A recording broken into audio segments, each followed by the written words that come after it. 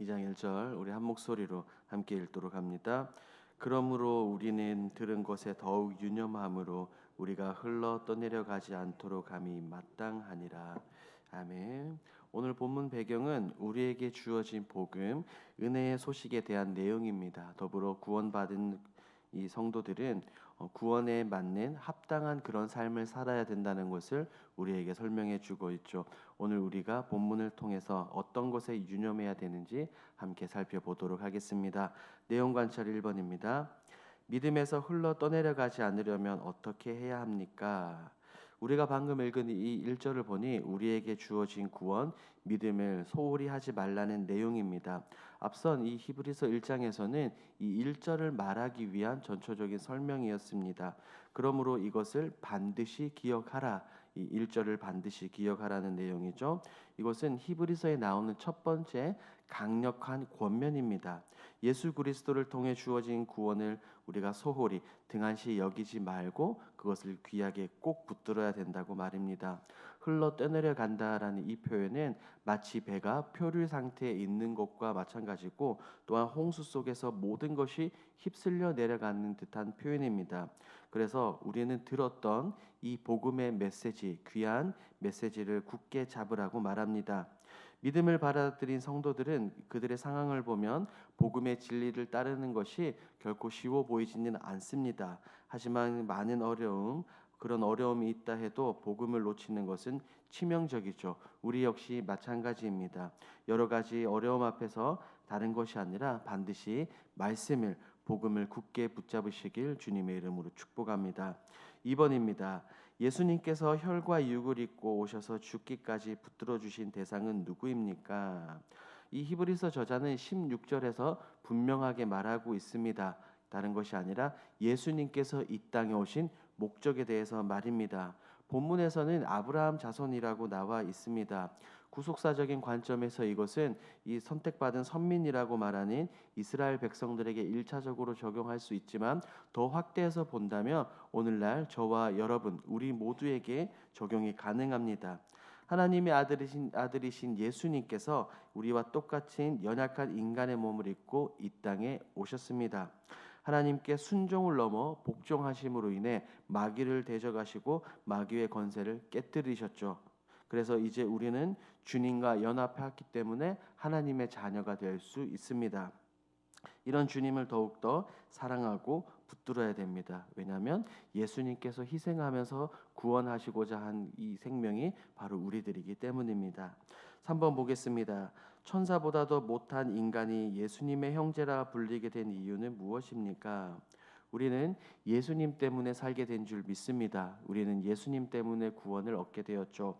죄인이며 사망의 그늘에 앉아 있는 우리, 죄의 종로를 타던 우리가 어떻게 감히 예수님의 형제라고 불릴 수 있게 되었습니까? 그것은 나의 어떠함 혹은 우리의 어떠함과는 전혀 상관없습니다. 완전한 대제사장이신 우리 주 예수 그리스도께서 완벽한 순종과 완전한 희생으로 말미암아 우리가 감히 이 구원의 자리에 오를 수 있게 되었다는 것이죠. 우리가 가진 죄를 예수님께 전가했습니다. 그리고 예수님이 가지고 계시는 그 의가 우리에게 전가가 되었죠. 그러므로 우리는 감히 주님을 통해 하나님께 나아갈 수 있게 되었습니다. 내 공로는 하나도 없습니다.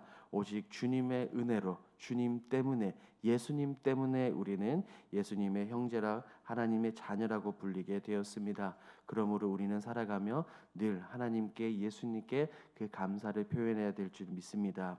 느낀 점을 보도록 하겠습니다. 4번입니다.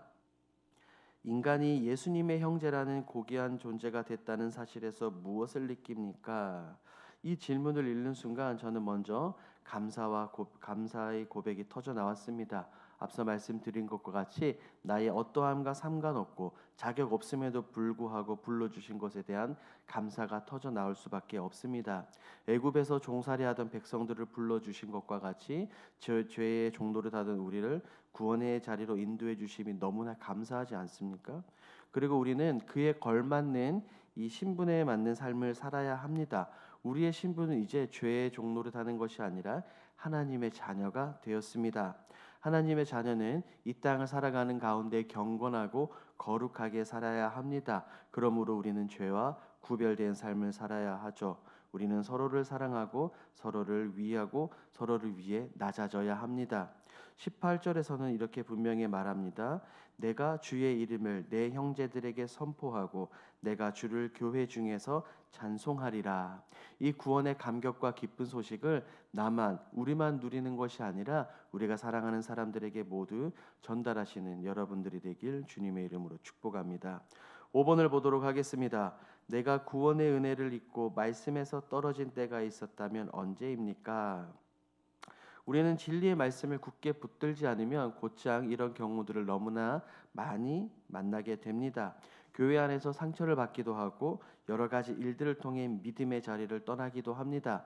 예배와 말씀의 자리를 떠나버리죠. 그런데 곰곰이 생각해 보면, 가만히 생각해 본다면 진짜 진리를 굳게 붙드는 사람은 결코 이 믿음의 자리, 은혜의 자리를 떠나지 않습니다. 왜냐하면 이 진리는 무엇과도 바꿀 수 없는 고귀한 보물이기 때문입니다. 그러므로 사랑하는 여러분, 우리는 연약하기 때문에 언제든 이런 상황을 맞닥뜨릴 수 있습니다. 그럴 때 흔들릴 수는 있지만 은혜의 자리를 떠나지 마십시오. 우리는 말씀을 뒤로 하면 안 됩니다. 1절에서 말하는 것처럼 흘러 떠내려가지 않도록, 우리가 표류하지 않도록 주님께서 말씀하신 이 진리의 허리띠를 단단히 묶어야 될 줄 믿습니다. 다른 것을 바라보는 것이 아니라 하나님의 말씀을 바라보시고 붙드시고 말씀에서 떠나지 않기를 축복합니다. 5-1번을 보도록 하겠습니다. 나를 형제라고 부르시는 주님의 사랑에 감사하며 오늘 무엇을 결단하겠습니까? 다른 것이 아닙니다. 우리는 먼저 정체성을 확실히 해야 합니다. 우리는 하나님의 자녀라는 사실을 굳게 믿어야 합니다. 때때로 흔들리는 것이 아닌 굳건한 확신, 변하지 않는 진리를 붙들어야 합니다. 그리고 주님께 끝까지 붙어 계십시오. 16절을 보겠습니다. 16절에서는 이렇게 말하죠. 오직 아브라함의 자손을 붙들어 주려 하심이라. 붙들어 주려 하심이라. 주님은 우리를 붙들어 주시는 줄 믿습니다. 위로를 넘어 힘을 주시고 넘어지지 않도록 붙들어 주실 것입니다. 또한 18절 말씀을 우리가 함께 읽도록 하겠습니다. 18절 읽습니다. 그가 시험을 받아 고난을 당하셨은즉 시험 받는 자들을 능히 도우실 수 있느니라. 성경은 분명하게 말하죠. 시험 받는 자들을 능히 도우실 수 있다라고 말입니다. 주님은 완전하신 대제사장으로 우리를 도우실 수 있습니다. 그러므로 우리가 예수 그리스도의 사랑과 은혜를 늘 기억하십시오. 우리의 소망이 다른 것에 두는 것이 아니라 하나님께, 예수님께만 소망을 둬야 될 줄 믿습니다.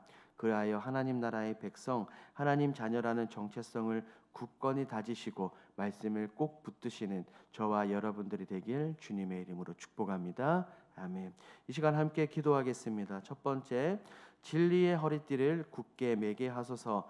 두 번째, 주님께서 은혜로 주신 관계 안에서 날마다 말씀에 붙들려 세상의 유혹에 흘러 떠내려가지 않게 하소서. 세 번째, 하나님께서 찾으시는 한 영혼의 힘을 앞에 나가서 전도하며 복음 전하는 길동교회가 되게 하옵소서. 이와 같은 기도 제목으로 기도하시고 여러분들을 가지고 오신 개인 기도 제목으로 자유롭게 기도하시다가 돌아가겠습니다.